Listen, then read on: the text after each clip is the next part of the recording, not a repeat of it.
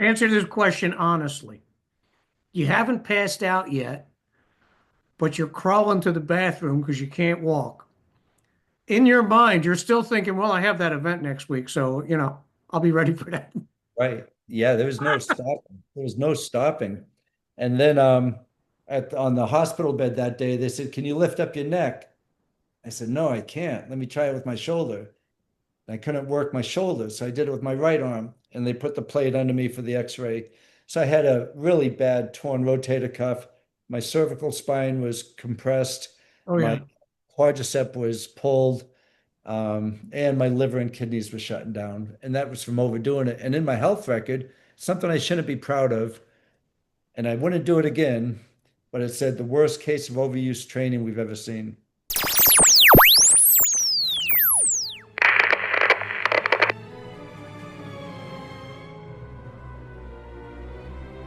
This is the Free Zone Communiqué, transmitting from Virginia's unoccupied sector. If you think smart cities, DEI, censorship, government intrusion, bug paste, and other left-wing nonsense are no longer a possibility, think again. We've won one election with slim majorities. Our work to rebuild a free and sane America has just begun.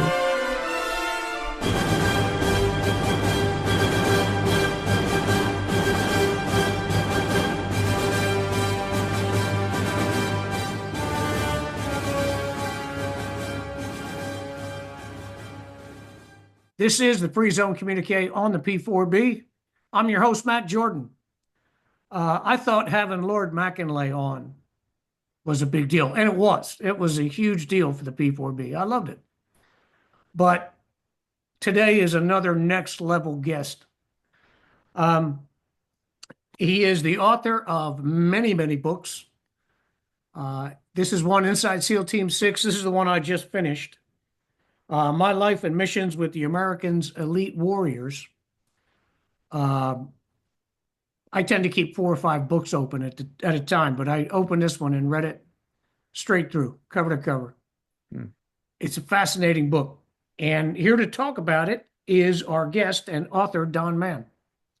Matt, thanks so much for having me on your show. It's my honor. Thank you. It's great to have you. And as a price, you're going to have to turn me into a V-shaped bronze god.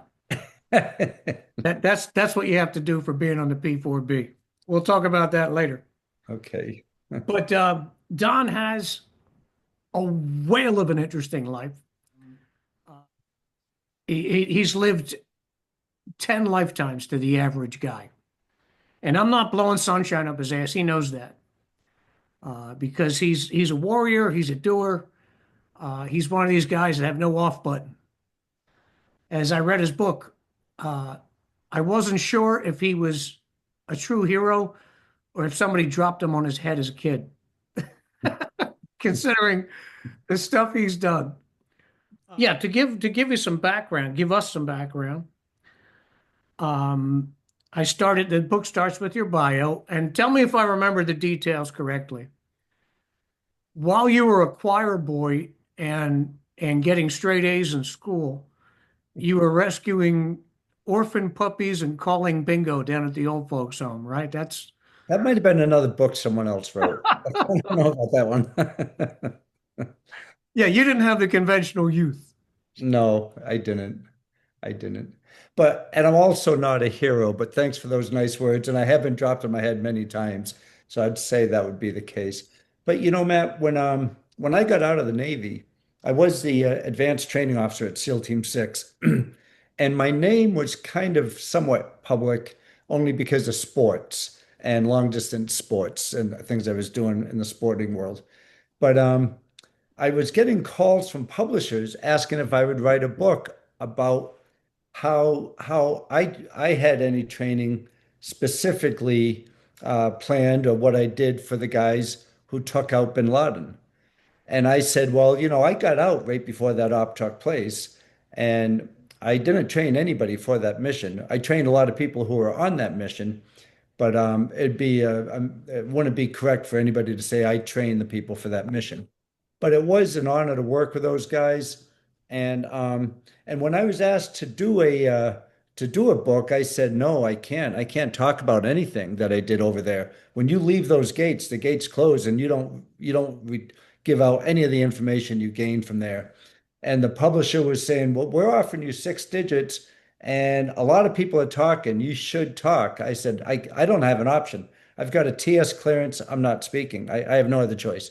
Right, So right. the publisher called, said the same thing. I said the same thing. When the third publisher called, they said, we know what you're telling other people. What about just your bio and the things you feel comfortable talking about? Would you give us that? And I said, I will, but I think it'll be kind of boring for the readers. They said, nope, that's what we want. So I did that and I submitted it to Publication Review Board, SEAL Team and CIA, and they approved it. There's a lot of redactions. Yeah. I don't know why they redacted the things they did, but I said, that's fine. I don't Well, care. let me ask you about that. Um, and try to stay where you were because your train of thought was good. But there are a lot of redactions in the book. Some of the pages look like the reports that get sent to Congress, an insult. But was it a case of you had it to the publisher and then somebody in the government went, oh, no, no, no, no, no, no. And that's how it got scratched out? Actually, the other way around. I promised that I would give it to the Publication Review Board, the government first. They Mm, would share it with SEAL Team Board, and they redacted all those things. And really, what I heard is a bunch of old guys sitting in a room just crossing out things randomly because there is nothing in there that was, you know, like for instance, there was one crash I was in and they blacked out a lot on the crash. Then later on in the book, it talked all about the crash. So it right, was it right. was kind of strange, but I just did it by the book. No pun intended. I just followed the rules, and then I sent it to the publisher. Yeah, there were several redactions, especially the shorter ones, where you're leading up to something clearly of a general nature, exciting nature, adventurous. There's a whole bunch of stuff blacked out, and your name is stuck still right in the middle of it, or an adjective or something. Yeah, It's like, come on, guys. I don't know why they did what they did, but as far as the economics of it all, the publisher was very angry because they said we lost hundreds of thousands of dollars by the long, long delay in getting that out. But that's I just had to go with those rules. Hmm. The Yeah. I would we were talking. You said um, you were asked to do work about this. You ended up with a publisher. Um, and was SEAL Team Six Inside SEAL Team Six? Was that the first book? No, no. So the first book, when I first got out of the Navy, I was really into adventure racing, the 500-mile, 10-day races. And I was putting them on all over the world. I was competing in the big ones all over the world. And then I started a racing academy so I could train other people to do those. Right. And a a Virginia politician came up to me, Quentin Kidd's his name, and he said, Don, you ought to write a book. I said, I don't want to write a book. I don't want to write a book. He said, I mean, you're the only one competing at that high level. You're teaching people how to race and train at this adventure racing academy, and you're putting races on all over. Why don't you? You're the only one doing all that. It's a brand new sport. Why don't you be the first? I said, I don't want to write a book. He, Anyways, he got he was Carl right. Sharp. I mean, fitness and self-improvement are at the top of the heap and have been for 10 years. Yep, yeah, that's right. Yep.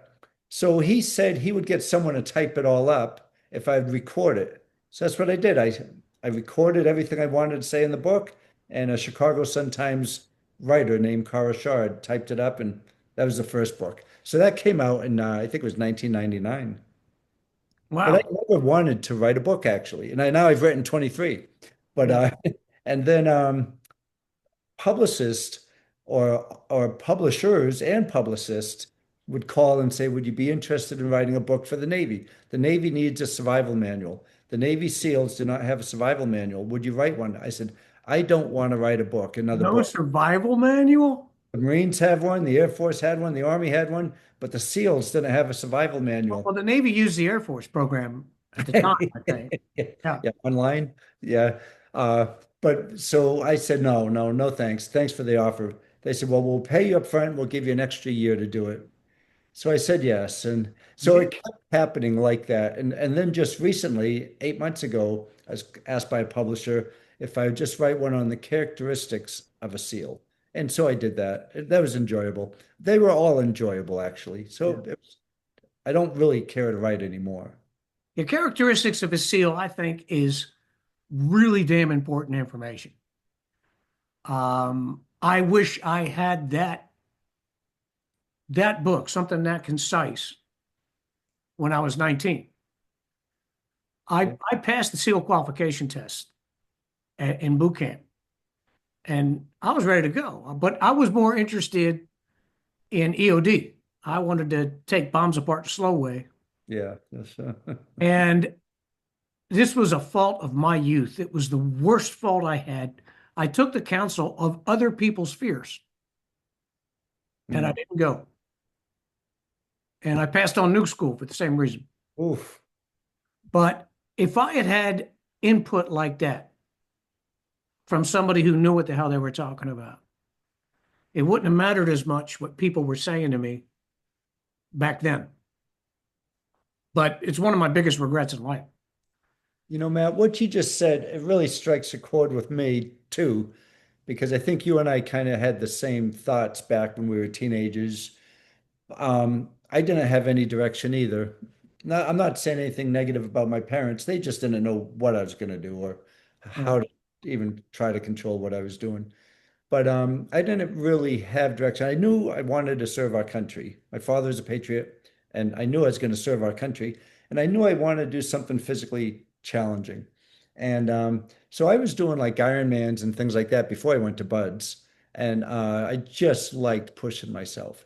But I get a lot of calls, and I'm sure you do too, a lot of calls and people asking, hey, how do I become a SEAL or how do I become EOD or a Ranger or a Delta Force? How do I climb mountains? And usually I ramble on for a long time trying to get my answer down. But now I have it down in 4 steps. And I wish I knew those 4 steps back as a teenager. And now when anyone asks if they want to be a SEAL, for instance, I'd say, okay, just do 4 things every day. That's all you have to do. It's not hard. Every day, do something to make yourself stronger, physically stronger, and record it and measure your progress. That might be CrossFit, it might be in the gym in the garage, it might you figure it out. Don't expect to work out on a silver platter, but just get stronger each and every day. And I love talking to 10 and 11 and 12-year olds because if that sticks with them, you know, Yes. but and then I said, number two, if you want to be a SEAL, every day do something to make yourself faster. Like you're gonna have to run and you're gonna have to swim. So do sprints, sprint works and fartleks and speed work on the track. So stronger is number one, faster is number two. And then probably more importantly, but every day do something to make yourself smarter in the field you want to go into. So if you do want to go in naval special warfare, SEAL teams, learn what they were doing in World War II, the underwater demolition teams, and Korea and Vietnam when SEALs were established. Learn what SEALs were doing then. And then maybe in the other 90 countries they're in now, what they're doing. And just learn about the weapons. Go learn to shoot and learn to skydive and learn to dive. And then really get smarter each and every day on becoming a SEAL. And then most importantly, the fourth thing you have to do each and every day is just do something good for somebody, no matter who it is, your neighbor, your mother, your father, your brother, your girlfriend, your whatever. Just do something good for everybody, somebody. And then if you do those 4 things each and every day, if you start when you're 13 or 19 or 25 or whatever, when you go to selection of whatever you're going to try to get into, you just might be the strongest person there. You might be the fastest. You might be the most knowledgeable. And most importantly, you're probably the person everybody wants on the team because you're so used to doing good for people. And I came up with that a couple of years ago, but I wish those 4 things were instilled into me when I was younger Yeah. I mean, to get anywhere. absolutely. Yeah. Um, I started out in the Navy as a signalman. And then after about 10 years, I decided I wanted to actually be employed, have a real job. So I became a gunner's mate. And at gun school, there was these young guys who all said they wanted to be SEALs, but they'd always follow it up with, I don't know, I don't think I could make it. But they talked about it constantly. I said, look, guys, you train. I'm 28 now. I said, you train, we'll work every day, and then do your tryout. And I did it with him. Tryout day came and I couldn't finish. Oh, or didn't finish, but Did I have no knees. yeah. My Oh, knees are bone on bone. I had an MRI done. I'd broken my knee yeah. recently, and the doc said, your knees are trash, dude. My kneecaps don't even have a place to sit. They just, you know, my feet were, when I was born, my feet were pointed this way. Oh, And I guess when they braced them, they probably separated that joint a little bit, and I developed with that. And growing up, it just struck me that, your legs are supposed, your knees are supposed to hurt, you know. hmm. Uh, but at 28, I could not get out of the pool and start running, and it killed me. It killed me. But my three guys made it. They all got in. Oh, they did. Okay, good. That was Well, the silver lining might be because your knees, it's genital. It was you were born that way. If you did get in spec war, they probably you would have trashed them, and you probably would Oh, maybe without a doubt. right now. Yeah, I was sitting with the doc that day. I was crying, Yeah, and he said, "Look," he said, "I could cheat you in. I could pump your knees so full of steroids, yeah. you'll get through. You'll get 6 months. You'll get through it." He said, "But then someday you're going to be sitting in cold water for 3 hours, Yeah, and you got your buddies around you, and you're going to jump and move, and if you can't move, they get killed." yeah, I sat in the parking lot for an hour, yeah. That's tough. but no regrets. I took my shot. Yeah. I mean, you didn't have an option really. You No, know, it's not like you thought about it a little bit and or tried and then rang out. You just didn't have the option for some yeah, unknown reason. Yeah. Well, that I is, do. I do have one heavy option right now. I've always wanted to hike the AT, but between my knees, which have always been there, and this spare tire around me, which is only a year and a half old, that's out of the question. But the same ortho told me, "I'll give you two new knees, and you'll be able to walk the AT." yeah. Well, I live 4 miles away from the AT here in Virginia. I run it every day I'm home.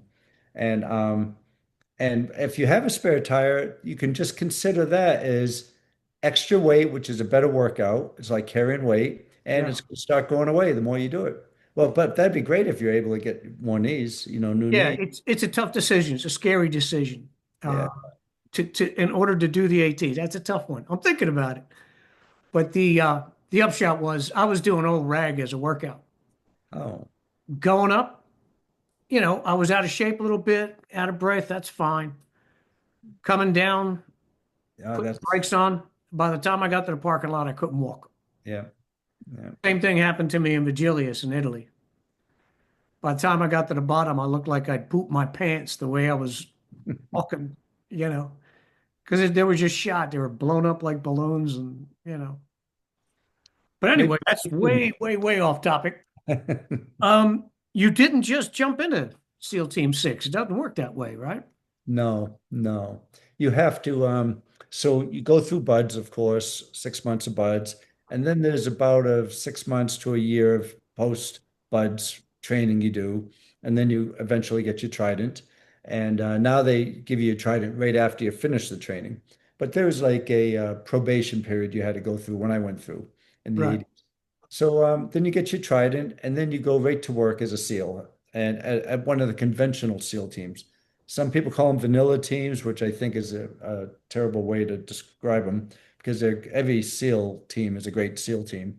Um, so then you go to a regular SEAL team, and I remember looking out my window when I was in Buds, and someone said, "Hey, some SEAL Team 6 guys are down there." And I couldn't wait to see what they looked like because even in the teams, you really didn't know anything about SEAL Team 6. Right. You really didn't know. And I'd look at them, they had long hair and some weren't in shape really. And they were talking about getting drunk the night before. I was thinking they look like just like normal everyday guys, Yeah. which is the point, that's what they're supposed to look like. Yeah.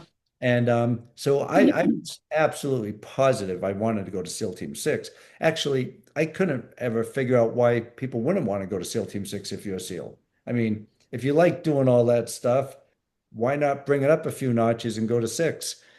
So six SEAL teams 1, 3, and 5, the odd, I know you know this, but the odd number teams were West Coast, and they used to cover just the western side of the world. Right. Team 2, 4, 8, and 10 now cover the east side of the world and South America. But 6 had a worldwide capability.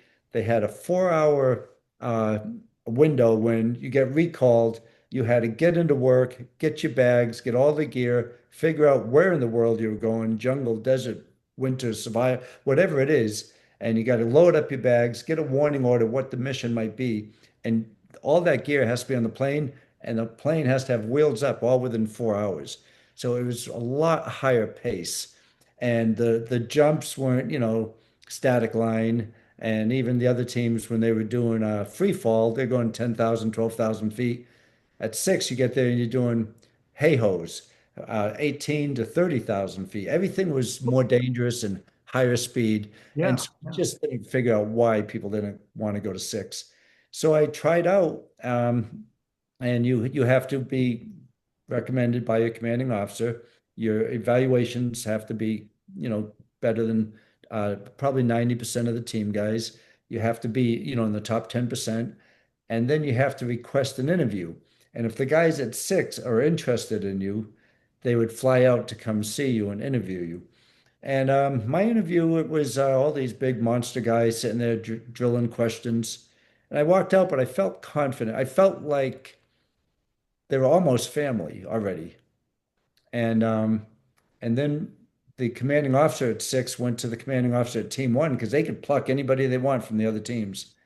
And the commanding officer at the time went to the Team 1 commanding officer, and the Team 1 commanding officer said, "I hope you're not taking Doc Mann away, are you?" Because as a corpsman, so they call me Doc. Yeah. Yeah. And the commanding officer said, "We'll take anybody we want." And I was gone like in three Hey, weeks. taking a medic, you might the old man might as well shoot himself in the head if he loses a medic and a SEAL.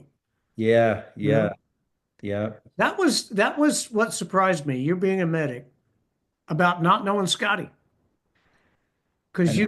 you guys work so closely with the PJs, right?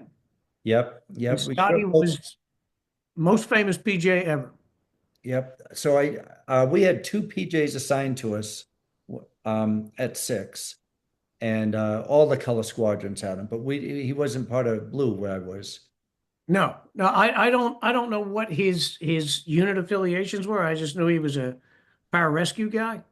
Scotty and a guy named Bergie were the guys who I think they roped into Mogadishu Yeah. and treated the guys. Scotty got his leg shot to pieces and kept going. See, I was there when that happened. Why I was at the team when that happened. We only had a handful of guys go to Somalia. But so he could have been with red or gold, and I just never met him. Yeah, yeah. He Yeah. was a character. Uh, I I can can tell you say some stories, but it'll get him arrested. good. That's good. Good character.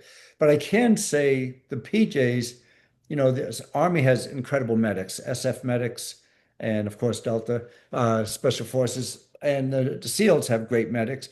But the most impressive medics I've ever worked with were the PJs. They were the best. Yeah, And they could dive with you, shoot with you, jump with you, and they're like having a high-end doctor with you. yeah, yeah. They're They incredibly were, well trained. oh, Scotty was laying on top of a guy, returning fire at Skinny's in Mogadishu at the same time he's trying to treat the guy. This is before they finally took shelter in those two buildings. yeah, He's out in the street behind the wreckage, him and his buddy laying over a guy. It's incredible. He yeah. was the type of guy in Iceland. He was stationed there for a while. And they would tell people in the dead of winter, you go out on the ice and something happens, we're not coming for you. Scotty would go. He got lifetime achievement award or something like that for PJs. I think he was the first one, and he was the one that got the award.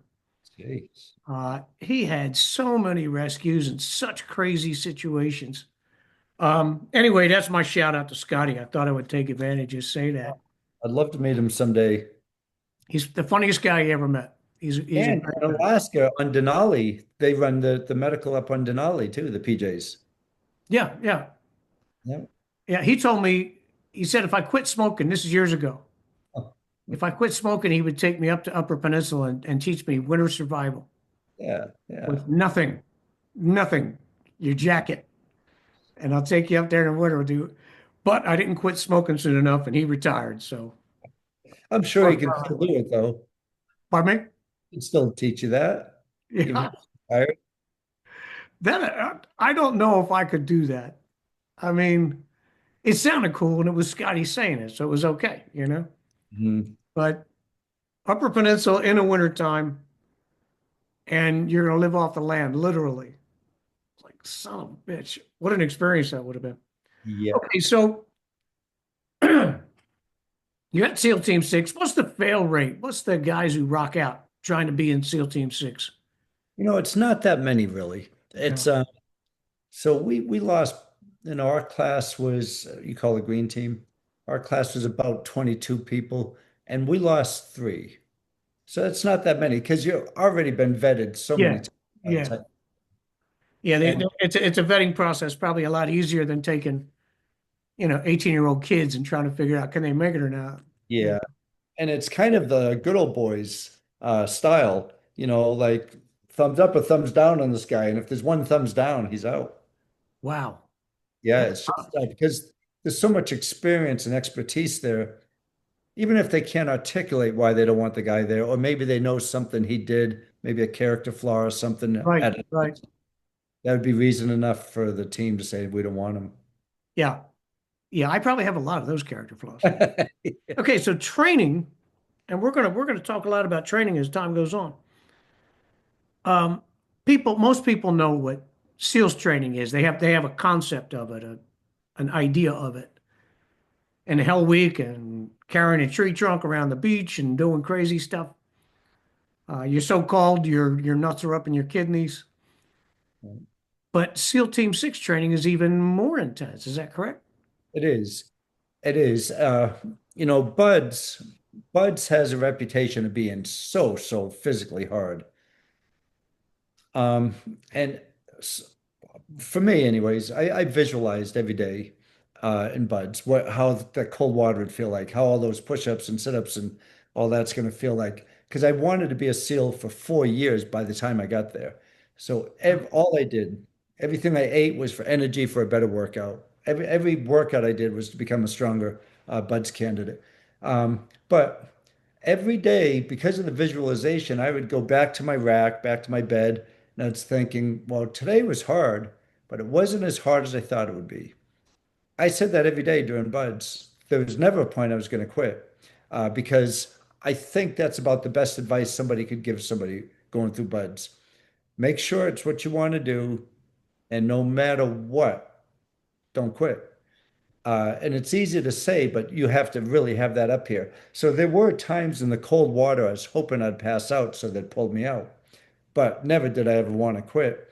And also, not to demean buds in any way, but for people who feel bad about not going to SEAL training or not going to test themselves for buds, I've done so many things much more difficult than buds after buds. So Yeah. there's a lot of things you can do that's physically challenging, even more so than buds.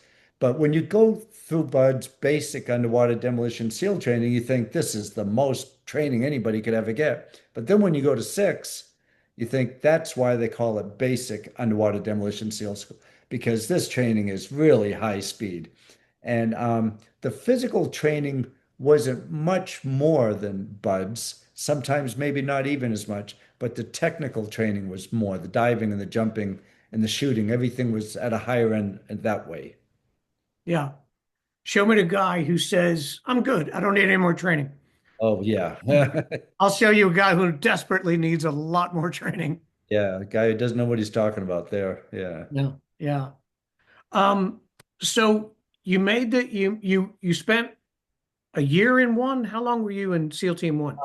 So I got there the end of 82. I checked out of Buds and I was almost Christmas break, but I checked in the day after and I was there from 82 to 85. Okay, 3 years. Okay. You got picked up for 6. You started the more intense training. Yeah. The book goes into that. Without getting into too much details, like you said earlier, it was the professional training that gets really intense. The jumping, the shooting, the moving. Um, you had some fascinating experiences with the teams, both in 1 and 6, out there in the field. Yeah, and also I went to SEAL Team 2. So I was the three places I wanted to be in the Navy was SEAL Team 1, SEAL Team 2, and SEAL Team 6. So Right. all three places were great experiences. And I was at SEAL Team 6 twice, once as an enlisted man, and then I got commissioned as a warrant officer. Warrant So I officer, went back right. to warrant officer, yeah.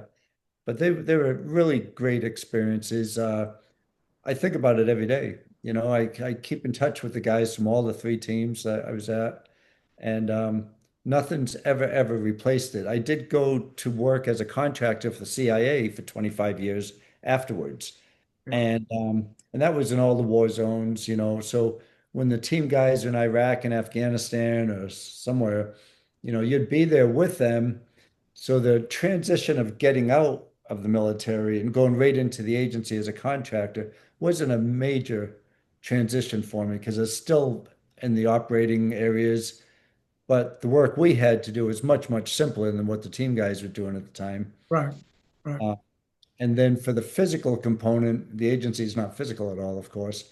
The physical component, I was doing like climbing Everest or climbing Denali or doing these 500-mile 10-day races.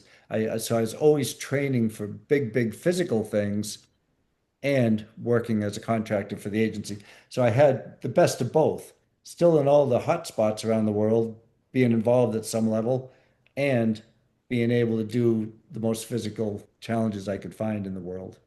When you were you still with the teams when you started the extreme sports? I started before the teams. Oh, that's right. Yep, and I did, but one of the reasons was uh, because I knew racing and training would make me a better candidate for buds and make me a Yeah. stronger person. Yeah. I Yeah. was just wondering how you balance that. And I don't want to, I guess we can take this out of order. It's not going to be the end of the world. When you went to 2 after becoming a warrant, you put the bars on, you had to step out of that command for a while, right? Yep, that's right. That's right. You became he became the physical training guy at SEAL Team 2 and got the moniker Warrant Officer Manslaughter. Yep, yeah, which I'm proud of actually. And Don Maniac was the other one. But the reason was, one of the reasons I wanted to go to 2 so badly is because the PT program was so, compared to the other teams, the most difficult of all the teams was the reputation. And I just thrived on the workouts. I just loved that stuff. So when I got there, I was thinking, man, it's really not what I thought. But as a warrant officer, as a training officer, and it wasn't up to me to go lead the PTs. But there was the guy who was leading them, and I had enough on my plate being training officer, but he had to go away on a deployment. I said, well, I'll fill in for you while you're gone. So I'm not exaggerating. I think I probably tripled or more the program. So, for instance, instead of doing the obstacle course, then a 3-mile run, had them do 3 obstacle courses and a 9-mile run. I just tripled it pretty much. And I was doing a talk a couple of years ago, and some old team guys were in there, and I was sitting with all these generals and admirals, and it was for a Yeah. veterans event. And one of the guys came up to me. He was at Team 2, and it was so good to see him. He said, did you know the guys at 4 were always making fun of us because of the way we walked? I said, no, what are you talking about? He said, well, we walk like Nazis because our legs were always so sore from your workouts. So Yeah. I took that as a pride thing. I just loved pushing the guys. And that's what I do now. I'm hosting these TV shows and I just push people as hard as I can, as hard as they will take. While I was reading the book, I was thinking that's the meanest thing you could do to a SEAL. Is have a guy from SEAL Team 6 come to SEAL Team 2 because they've probably made the conscious decision. I don't want to be in 6. Yeah. Yeah, right. I mean, a lot of them did make that decision. Yep, most of them did make that decision because I really can just think of a handful maybe who even put in paperwork to go over to six. Yeah. And It's two, like Clint Eastwood says, a man's got to know his limitations, right? yeah, and sometimes they just didn't want to deploy as much. You're gone 300 days a year at the time, so your family's like definitely on the back burner. That was going to be the next question out of my mouth. The is six a greater commitment in that regard? Less family time, more moving, more op tempo. The op tempo was higher at that time. It was 300 days a year you were gone. Uh, Jesus. some of the other teams for the op tempo was that high too, but six was the worst at the time. And there was a study done that with civilians and military has a much higher divorce rate. In the military, the Navy's got the highest divorce rate. In the Navy, the SEAL teams have the highest divorce rate. And in the SEAL team, SEAL Team 6 has the highest divorce rate. I knew a guy with six divorces there. Jeez. Well, Yep. at least he keeps trying. Yeah, he's not a quitter. Shit. Um, I don't want to spend too much time on it because I don't want to ruin stuff in the book. But favorite war story in six. Well, um, I would like the ones that I would like to tell you about, I can't. But I can also caveat with this. We didn't do much overseas. We did a lot of training. The things we did, we can't talk about still. I didn't go on the Bin Laden raid. I didn't go on the Maersk. I didn't go rescue Well, I the like the more intimate stories. My favorite, I'll throw it to you if you want it. The knock on the hull three times if you need me to come back up. yep. That's the kind of offbeat moment that reminds us how tenuous our presence on this earth is. Yep. So that was the Army had killed everybody on board this boat. It was a patrol boat, a large patrol boat, like a 60 footer. And all we had to do is we had to go there and clean up the boat, get rid of the bodies, get rid of all the drugs that were on it, and get rid of collect the intel. So we had Army EOD go up on the boat first. And what they did, they searched it, made sure there weren't any weapons there because it was shot with yep, this was Panama. So there were a boat shot up. The Army had shot up this boat. Mm. And so I went there with this crew, and all we had to do was get the boat to shore. And it was smelled really bad because the bodies were on there for a few days. And actually, the driver was shot with a 50 cal in the head, and his brains were just splattered all Oh over yeah. the wall behind him. And down below on the ground, there was just maggots all in the brain matter. It was that bad. And you could see where all the other bodies were shot in the boat. And I used it for training too. I said, see these rounds? They follow the walls. They follow the walls, the bulkheads, and Mm. skip rounds. That's why you don't stay on a wall. If someone's shooting at you, get off the wall. So, anyways, I asked the guys, I just told them just throw the bodies overboard. They were gone. And don't touch anything that looks dangerous. Any intel we'll put in this pile. The drugs we'll just throw it overboard. And there was a master chief there, and I was a senior chief at the time. There was a master chief there who was an E9, I was an E8, and there was a warrant officer there, and he was an engineer. So the master chief said, Doc, can you do me a favor? Go down below, check underneath the boat, and see if there's any hull damage or screw damage, because this was shot at 4 times with a lot of rockets. So I said, no problem. I got all geared up. Usually you dive with a dive buddy. So I got all my gear and I said, oh, Master Chief, if you bang 3 times on the deck and I'll surface. So I was getting ready to go down the ladder and he picked up what he thought was a pipe sitting right next to him. And he banged it 3 times. I said, I can hear that. I went down, I was underwater for about 40 minutes, checking the shaft, the hull, and the screw. And I came up. In the meantime, they were using that pipe to do sounding checks on all the pipes, banging it to see where it could be heard. This was about noontime. Finally, about 10 p.m., we're done work. And I said to the guys, okay, we got a tent. Let's just get some sleep. We haven't had sleep for a couple of days. Let's get some sleep. In the meantime, we're in our racks, and some army guys came over and they said, can we have those old bloodied uniforms you're throwing away? And the warrant officer said, well, they're in that dumpster. three Army guys went to the dumpster, and our tent was 30 feet away. The three Army guys went in there, and one of them thought he saw a flashlight, and he bent over to pick it up, and it was an unexploded log rocket round. That pipe was an unexploded log rocket round, and it got thrown in the dumpster somehow, and he got blown up, and his body got blown up out of the dumpster, and he landed on the ground. When I got to him, his eyes were down here. He had thousands of pieces of shrapnel in him. His leg from the below the knee on his right leg was missing. His fingers were missing. And he looked more dead than any person I've ever seen that wasn't dead. Yeah. And so I just did what any medic would do, A, B, C, D, E, airway, breathing, circulation, disability, and expose. And he did have an airway. I heard like a little bit of airway. So he was breathing, his chest was rising and falling, really rapid, but really shallow. And he had a really, really, really weak pulse. And he had all his limbs were injured, so it was hard to find a place to get an IV in him. Right. Yeah. So I got IVs in him, and all these Army guys started coming around me, these Rangers. They said, "What can we do to help?" I said, squeeze this bag of Ringer's lactate. Here, hold this dressing on this here. And I was just working like a medic would do as fast as I could. And his AVPU score, alert, voice, pain, and unresponsive, he didn't hear me. I said, "Can you hear me? Can you hear me?" He was unresponsive. When I tried to induce any pain, he was unresponsive.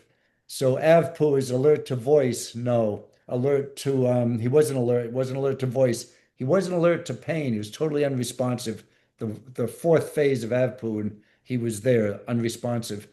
So then I got about 3,000 cc's of ringers in him, stopped the bleeding, and he started moving a little bit.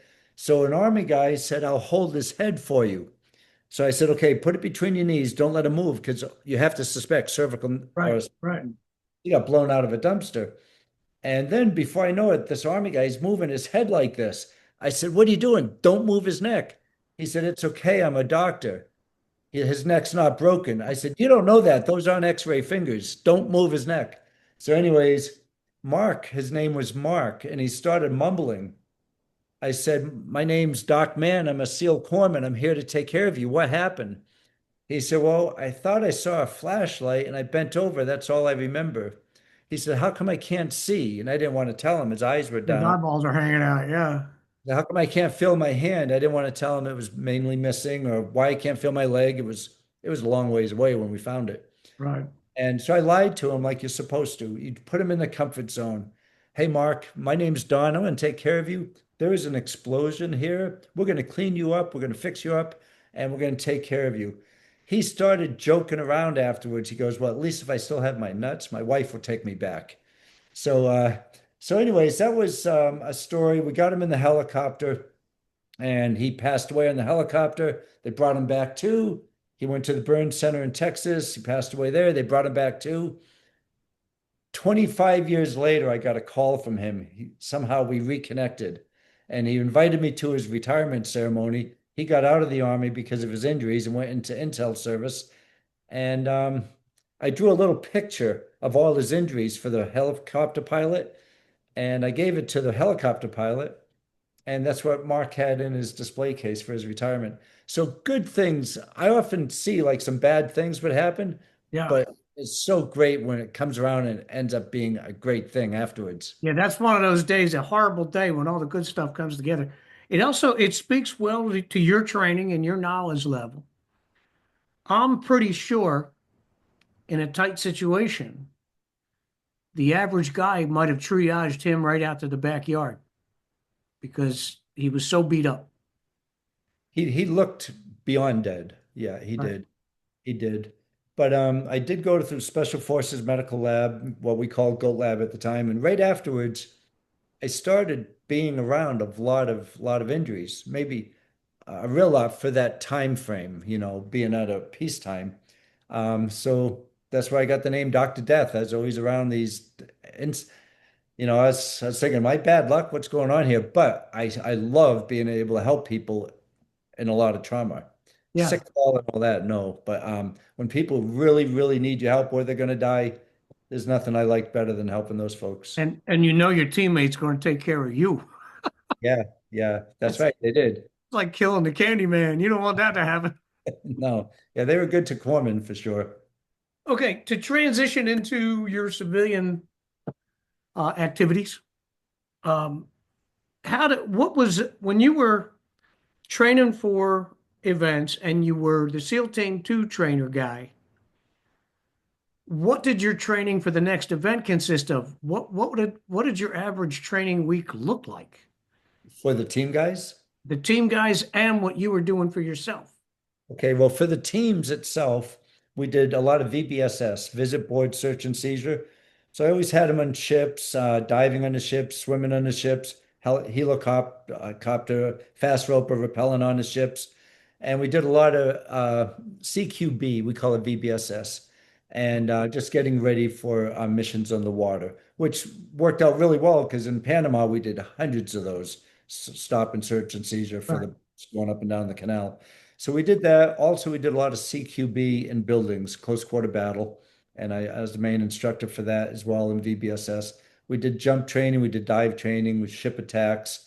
So that was, and then the PT was on the side. But that was pretty much it. VBSS, CQB, the ship attacks. And we did some sniper training, a lot of long gun shooting. So pretty much everything SEALs do, what we were And you involved with. still had the PT.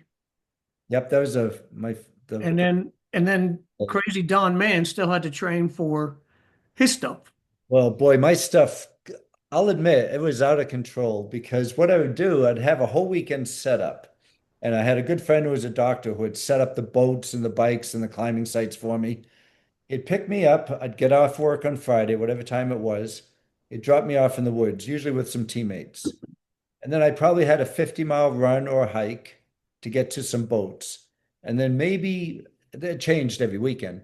And then there might be a 30-mile paddle. And you get to this rock site where you have to Jumar up the rocks and Yeah, rappel down the other end. And you're really pushing yourself to the point of bleeding, hallucinating, or passing out. And which was my goal because I felt if I didn't push myself that hard, I was leaving something behind. And then you'd pick me up Sunday night about 10 at night, drive back home, go lead PT on Monday morning, start the week over. But I loved it. I just loved it. And I was glad I had all that energy. That would kill me now, but I liked it back then.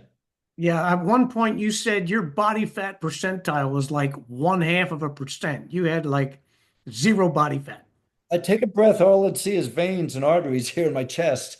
And I was always cold. I was always cold. Yeah, yeah, And but I almost died twice because of that, because my liver and kidneys were shutting down.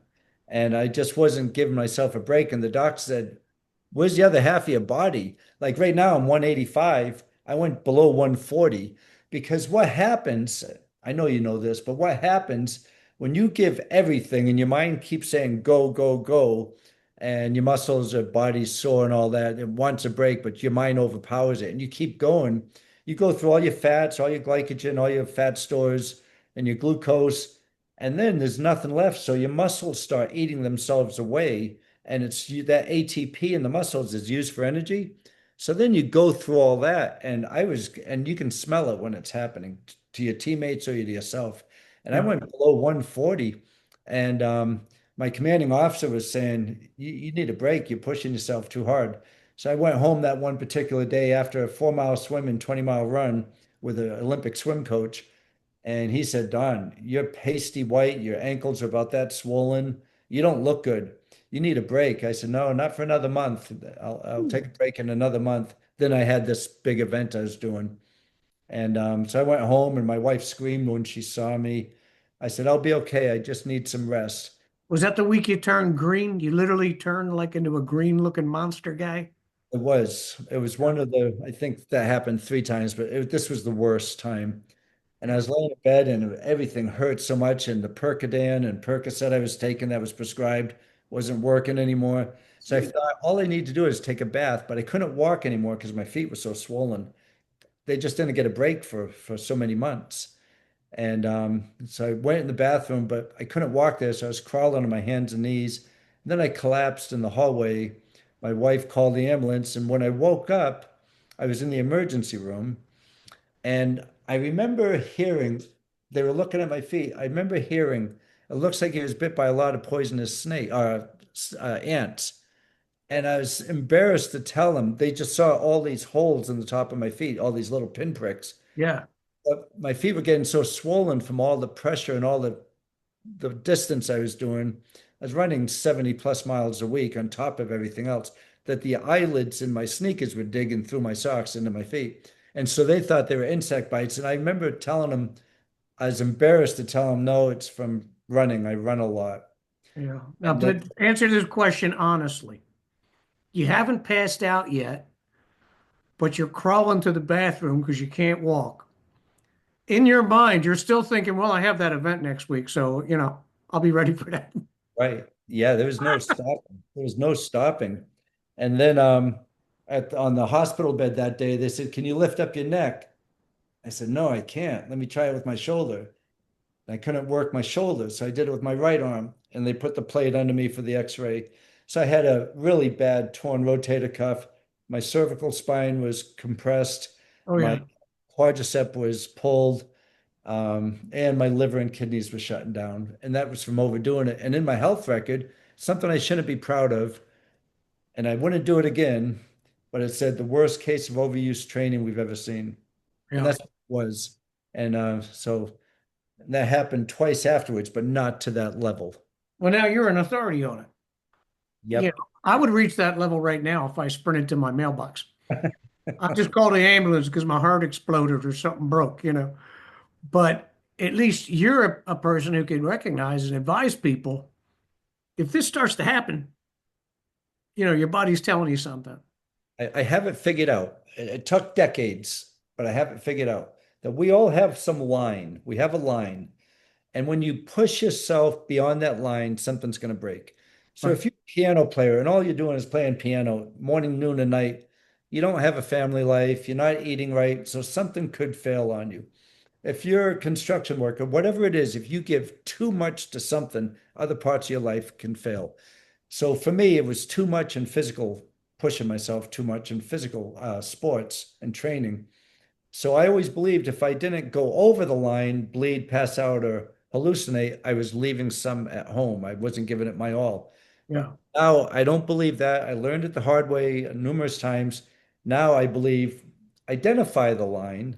We all have the line and it changes throughout your life, but identify where that line is of overdoing it. Come up and touch it and back off. Right. Get stronger there. Come back up and touch it and back off, but don't go over it because the damage you can do is, it's really bad. And if you outperform and you don't hurt yourself, move the line up, just Yeah, exactly. oh, Exactly. can't kill you. Before we get into your TV show, which that's the biggest reason I had you in because I did binge season one. It's really cool. And it's not your only program that you produce. Um, but of all your books, if you wanted to take this guy, you know, big belly, I actually float even when I exhale now. I never did that before. I love swimming. I love swimming. I used to blow out the air and sink right to the bottom and lay there. Now I blow out the air, I do this, and I pop back up again. Well, I can't tell, but you don't look heavy. You look fit. That's because I'm not standing up. I got what one girl told me was car head. From here up, I look good.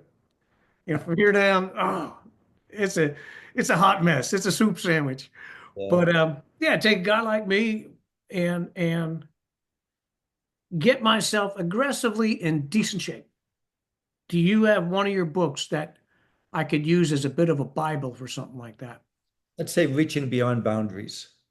Reaching beyond boundaries. Yep, I would say so because that's probably the one I enjoy doing the most because I got a lot of the input from these world-class superstars, in my opinion, just people who've done all sorts of things in their lives.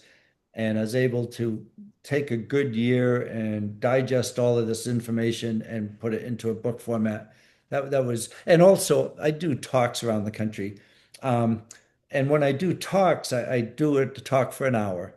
But the talk could be hours long if there was a place who would want to hear me for hours long. But it comes from that book, Reaching Beyond Boundaries. The talk kind of came from the book, but I always wished that I had some way to get more out than just what I say in the talks So that's why I decided to write that book, just to get the whole story out. That was the most enjoyable. And I think that's the one that I'd recommend anybody who wants to start seriously, pushing themselves. Yeah, yeah. I think long distance running for me for the moment is out of the question, but there's probably a lot of other things I can do. I Bicycle. can walk. I can walk without issue. I can walk all day long. I just can't start pounding on the pavement, you know. So you could walk if you get a watch and you can say, okay, when I walk, I'm not going to let it go below 3 miles an hour. And you can go out do and 3 miles in 1 hour, and then maybe push it up to 3.2 miles an hour. And that's you get so much from a fast walk is just as good as a slow run, but you don't have the pounding. It's so much better on your knees and your back and your joints. And a Yeah, lot of people prefer walking than running because every long distance, I can't run on the roads anymore because I'm bone on bone as well, but I can run on the trails. yeah, Uh, but a walk on the roads or a slow, easy walk on a trail or a golf course, which is nice, cushiony too, is probably, you're like me, it's probably the only things you can do. I can't, if I ran a mile down the road, I'd feel it for the next 3 days. yeah, yeah, Soft cushioning like the dirt trails or golf course or just walking, it makes a softer impact. It'd be a lot better, I think. yeah. Well, at this point, we're going to veer off heavily from the physical because if there's anything your TV show taught me, game's up here anyway. Mhm. I saw a lot of people in that first season who didn't look like they should be doing anything physical, and they were hanging in there, man. They were hanging in there. Season one was tough. We had 32 people in season one. We just finished season four. And now we went from 32 people to eight because now with eight, it's almost like a civilian selection course for spec ops. Because now we're getting really qualified people. The Yeah, first yeah, season, and I don't have anything to do with the selection at all. The producer and director do, and they have other reasons for getting these people. Um, you have to, it was the woke movement and DEI, whatever it is. mm, It's a lot of reasons other than being physical. But whoever it was, I knew it's okay because we could train them. And we just brought everybody up. It's hard to bring everybody up when some people are up here already and some people are down here. right, right. Managed to do it. Excuse me. And so we had 32 people. I think only one person was hurt. His knees were hurt and he couldn't finish, Yeah, I but remember that guy. it's Yeah, finished. But the ones who were really having a difficult time and we had to wait for them, I kept the others busy so they're not wasting time and they were yeah. getting stronger doing what they were doing. Now, something happened in that season one. I watched it on YouTube because you were chewing ass on one of the guys for leadership, Yeah. and you're saying, this guy he's showing he can do the different assignments really well, but he hasn't brought anybody along. He's not teaching.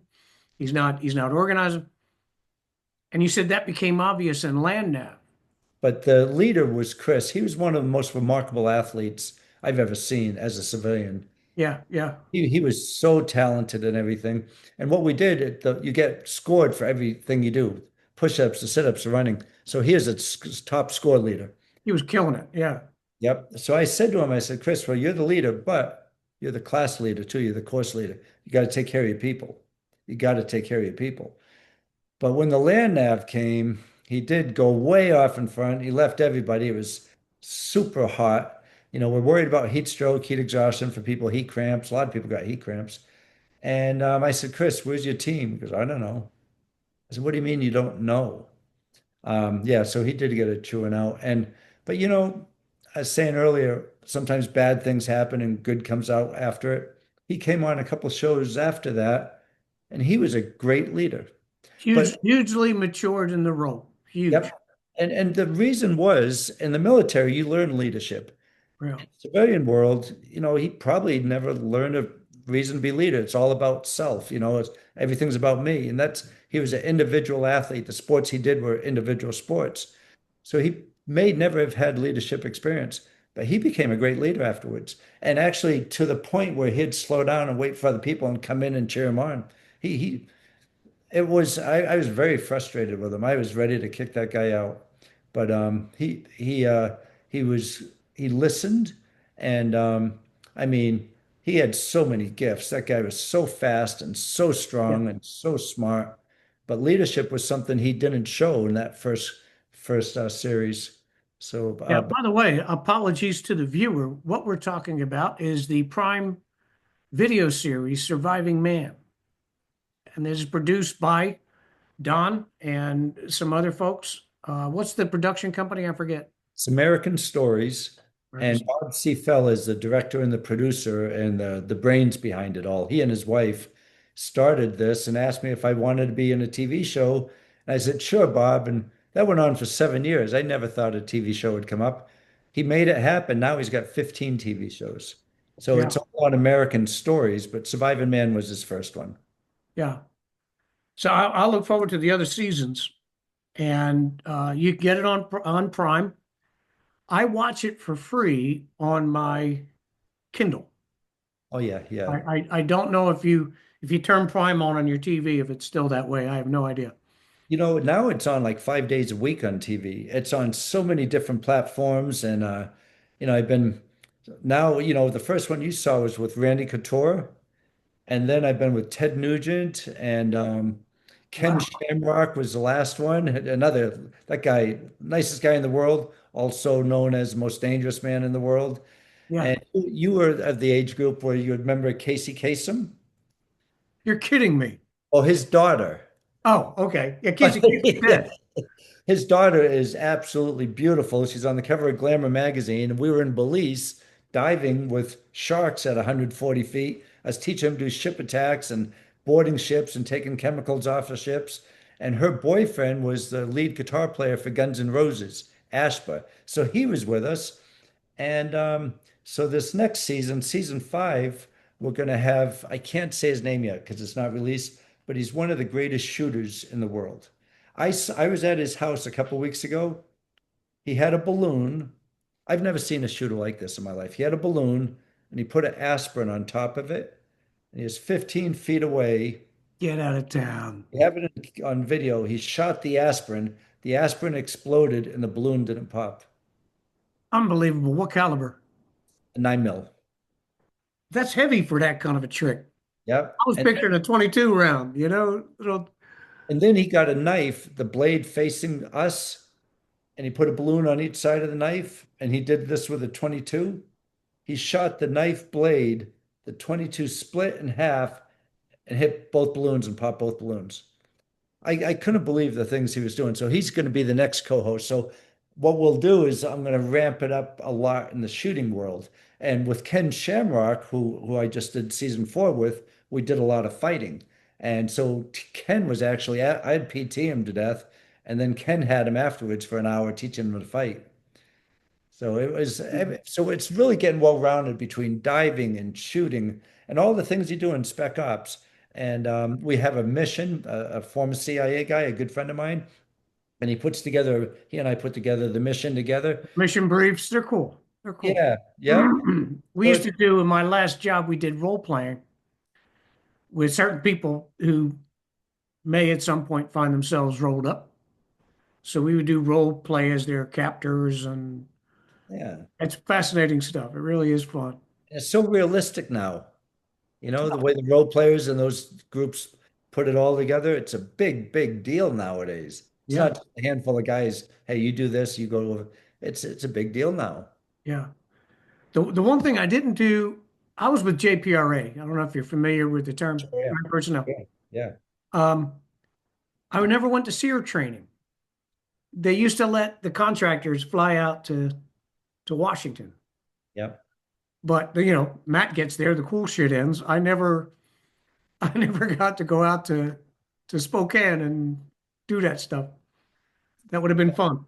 Yeah, I went to the high risk SEER with Bruce Jessen and Jim Mitchell when they were running it. Mhm. They became really good friends of mine, actually. We did a lot together after that. But I went through my SEER before that in Warner Springs. The Navy was going to Warner Springs. The West Okay. Coast Navy SEALs were going to Warner Springs. I love SEER school.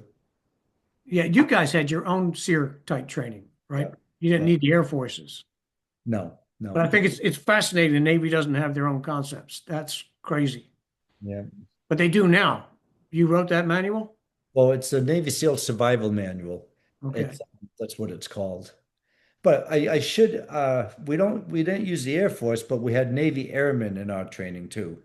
Because Yeah. that's the only SEAL in my course. The rest were Navy Airmen. Did you do simulated capture, escape and evade, all that stuff? Yep. Yeah, that was always fascinating. Yeah, I loved it. I loved that training. I volunteered for it the week I got out of buds. I said, "What are Yeah. you crazy? Why do you want to do that?" And there's one of you in every class. The in the book when Don goes to uh SEER training, you're stealing radios, you're knocking out lights, you're because a lot of guys go and they think, well, this is just simulated. I'll just survive whatever they throw at me. But you were doing it. You were I getting don't know guys why. escape. It was almost like I wasn't smart, because I'm not saying I'm smart, but it's almost like what's wrong with me? Because I played it so real. When I got caught and the guy left the Jeep, I got my hands under my feet and got his radio and threw it under the Jeep. Now that's an expensive radio, but I was playing it so real. Yeah, The night before I broke down all the lights with rocks. I got a knife and some lighter and matches under the fence. And when we got caught and had to go in those little boxes with the hoods over our heads, I right. stole all the other hoods.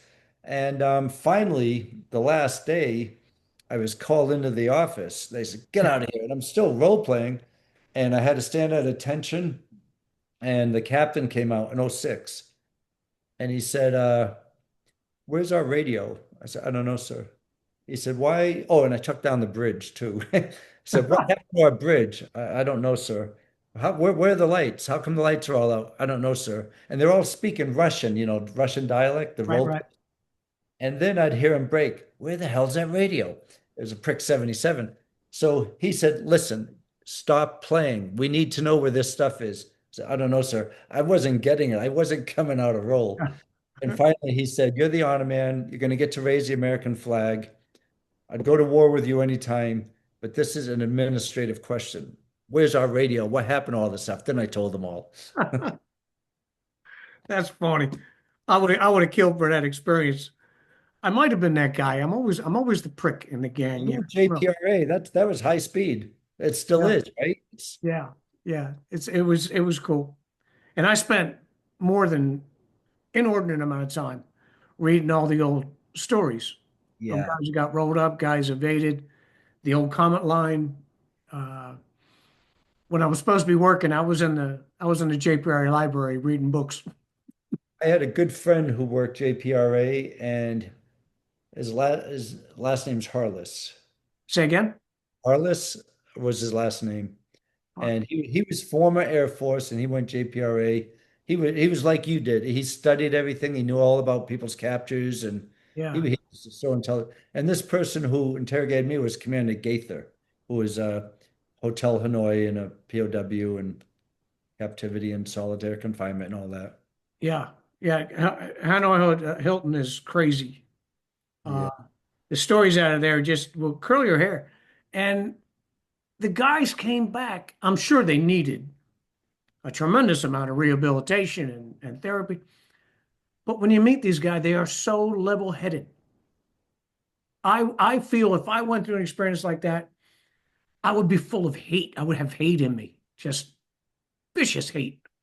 When I Mhm. think when 9/11 comes around every year, everybody has all these philosophical views. I just hate. I hate.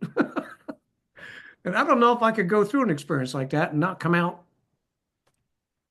on the bad end of the stick. The person who planned 9/11, Khalid Sheikh Mohammed, KSM, who I know you know of, I worked with him. And I think he's the most intelligent person I've ever met. We had him at the prisons when we captured him. Yeah, And he was the highest level terrorist we ever captured. And he would talk about, the interrogator would say, I went through an interrogation program, but I didn't interrogate him. The interrogator would say, "So, what do you think about? I mean, when you do these bombings, you're killing women and children." And his eyes lit up. He goes, "Yeah, yeah, because women support the infidel. And if we kill the women, they can't support the infidel. We kill women." We said, "What about the kids?" kids grow up to be supporters of infidels or infidels. We kill them when they're young. And he admitted to the interrogator, who I know you know who that is, about cutting Daniel Pearl's head off, Wall Street journalist. Um, and they said, "What? You cut his head off?" Because we didn't know that was who cut Daniel Pearl's head off at the time. But anyways, this guy you would was like the devil, but his eyes would light up when he taught, and you had to hate him. You know, you Yeah, had to. yeah.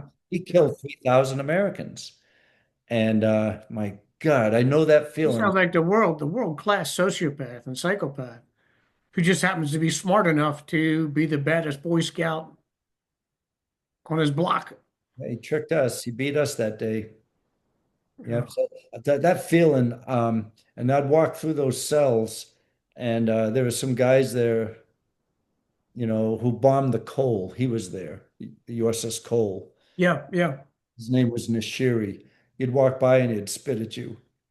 I mean, you wanted to kill him, you wanted to kill him, but you had to have this professional thing. Okay, no, we're going to keep you guys around because we're going to get more information from you through interrogation, and we're going to learn more about what's going on in your minds.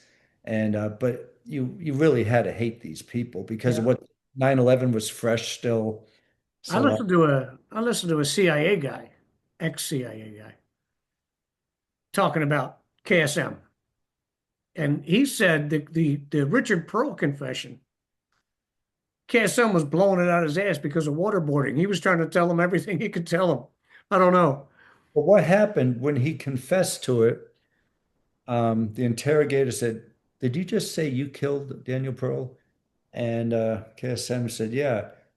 He went back, we were in the Middle East when this happened. He went back, typed up a cable to DC and to CIA headquarters, said, "Hey, he just admitted to this." And they went frantic. They said, "Well, all we have a picture is his arm and the Yeah, knife. right. So have him show us and you video what he did." And so he did it just like he cut off Daniel Pearl's head. And they sent that back to headquarters and they said that was him. Crazy. Maybe But it something. wasn't him speaking. There was that, I think it was that British prick that joined the jihadis. I forget his name, was Yeah, doing all the talking behind Pearl, but it wasn't actually him who yeah. slit his throat. KSM said it was him, and agency said it was him. Yeah, yeah. Crazy. Well, listen, let's get off of that scary stuff and cheer the audience up a little bit. This is the last thing I'm going to ask you. Two Ironmans in one day? Jesus Christ. Yeah. That was over the limit for sure. But the math worked out for me because the last Ironman I had done, and these times are so slow if you compare them to today's times, Yeah, but the winner of the first Ironman did 11:44. My goal was to break his time when I did the early Ironmans. So I did 11:41. I was so happy I did 11:41. I always had this macro goal, some big, big goal to reach, and yeah, then set up a series of micro goals. So if it's an Ironman you want to do, I'd start swimming, get up to 2.4 miles, start bike racing, get up to 112, and do a lot of marathons. So right. just reach all these micro goals, and boom, then you do an Ironman. Then you take that macro goal, bring it down lower. So I was thinking one day, well, I can do an Ironman in less than a half a day. 11:41 is less than 12 hours. So I should be able to do two in one day. So the math worked a little bit. So I did the swim. We had a swim or a boat option. Uh, but then I did the 224-mile bike ride, and that's 7-mile loops. That's a lot of loops, Yeah, yeah. 24 miles. Then when you get off the bike to have to run two marathons, and I ran the first marathon, I was thinking, I don't feel as bad as I thought it would. All I have is one marathon to go. So I liked thinking that a marathon was just one more thing I had to get through. But at mile 32 or so, the world started going like this a bit. I Hmm. started seeing the white stars, started spitting up and dry heaving bile, and then I Start passed. running funny. Yep, I did. And I passed out. And when I opened up my eyes, I saw cyclists go by and runners. I was thinking, what the heck? I mean, why am I sleeping outside? I didn't even know where I was. And I was thinking, oh no, I'm in the double Ironman. I got to get up and finish. So I wiped off my mouth and got up and finished the race. And but it proved to me that all the times before that, if ever I said this is too much or it's too difficult, I was wrong. Because if something is something you're doing that's too physical or too challenging or too tough, if it is really too tough, your body will pass out. You'll get the break you need, then you can get up and finish. And that's what I was proven to me that day. You wouldn't advise somebody if you're in an event and your body shuts down, listen to your body? Or would you say, gotta pop up and finish? Yep. My body, it got the rest it needed and I was able to finish. Wow, crazy. But, that's my extent to double Ironmans. There Yeah, have been yeah. people, because I came an ultra Ironman director. There's been people who've done triple Ironmans, 5-time Ironmans, 10-time Ironmans, and at one point, 30-time Ironmans, which takes 30 days. And they're still alive. Yeah, there's only a handful of them who've done it. But they're orthopedically straight and sound. They don't have knee problems. They don't have back problems. They love and I mean, how do you? That's a 48-mile swim and a 2,224-mile bike ride. And it's like riding across the United States and then having to run 500 miles. It's really, and I asked a buddy of mine who did it. He said, it's not that bad. It's like a job. You get up and you swim, get out, eat lunch, go back in, swim, get out, eat dinner, swim, come out, take a nap, and just do that for a few days until you get your 48 miles in. He made it sound like it's just a job. Yeah, yeah. Did you ever do the Death Valley 100-mile thing? The Badwater, The run, the extreme um, run. well, they have in Badwater, they have the 141-mile run out there that you climb Mount Whitney afterwards. And a friend of mine won that one year, Lisa Smith, and I just I climbed up Mount Whitney with her afterwards. But Yeah. the most I ever ran at one time was 64 miles without a break. And I'm You not, wimp. You wimp. You sorry. I know I've never done a 100-miler and I never really had a desire to because my bones just aren't, I'm not orthopedically sound for long, long distance. I've become flat-footed. I've got nerve damage. My bones and my knees, my back, everything doesn't work with lots of mileage now. And I like sprinting. I'm not a big fan of running. I could actually at 56, 57, I think. I did a 440 in right about a minute. oh, that's excellent. Yeah, And so I was always fast, that's fast. Yeah. but I guess the scenery doesn't change fast enough when you're just Mhm. trotting along. So I Yeah, never could get excited about just running. I love biking. I like the bicycle.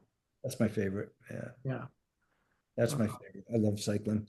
I, it's semi easy. I have to admit I'm still allergic to hills. When my buddy asks, you're going to do the MS 150 this year, the first question is, are there any hills? I want the flat one because then you look good. You're riding your bike, you look real physical, but you're riding on a flat surface. It's not too bad.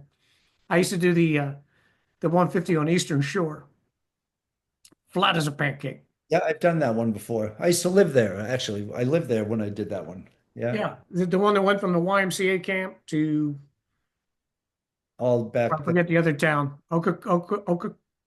Nancock. Hmm? Nancock? Yeah, yeah, that might be it. Yeah, and we Yeah. would finish at the Y one year, hotter than hell.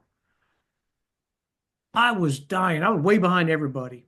I was on a recumbent by that time. I can't ride a diamond frame anymore. And I got the lunch. The last of our guys are already leaving lunch when I get there. I sit down, I eat my lunch, and then I start riding. All afternoon, I'm riding this thing, and it's just me and the squeaky bike and the red wings on the telephone wires. Legs cramped up. The wagon came to pick me up, and as I was getting ready to leave, I said, "Is that the last stop?" I saw them putting up the tents and stuff, and they said, "Yeah, that's it. That's the last stop." I said, "Let me out. Give me my bike." Got out. I poured ice on my legs. Just sat there for a long time. back on the bike. I think it's like 3 miles at this point, and you're done. Oh, Mile left. I'm looking down this long road, and I can see my son at the finish line doing this. He was mad as hell. I pulled in. He goes, "Where the hell were you?" I said, "I was riding." You know, I said, "I didn't want to be the only guy on the team who didn't finish." He mhm. said, "None of us finished." He said, "We all came in at lunchtime." I That's, said, "That was great." you remember what year that was? I don't know if that's the year I did it. Oh, Can't remember the year I did it either, though. MS 150. We were riding in Team Heroes Live Forever with Jeff Kerr. And it would have been prior to 2011, I think, because I did like 3 rides and then I left JPRA. We moved to Mississippi, and I haven't been back with them yet. Then they closed the bridge once so you can go back and forth a lot of times. I did 117 miles that day, and they just closed it just for cyclists. And that was the year I did the MS 150, I remember. Were you with the team? Because there was teams who used to line up, and boy, we'd be like at the second break, and they'd be heading back to the Yeah. YMCA. These guys, Nope, that one I just did it with some friends, and we weren't a team though. yeah. That's the way to do it.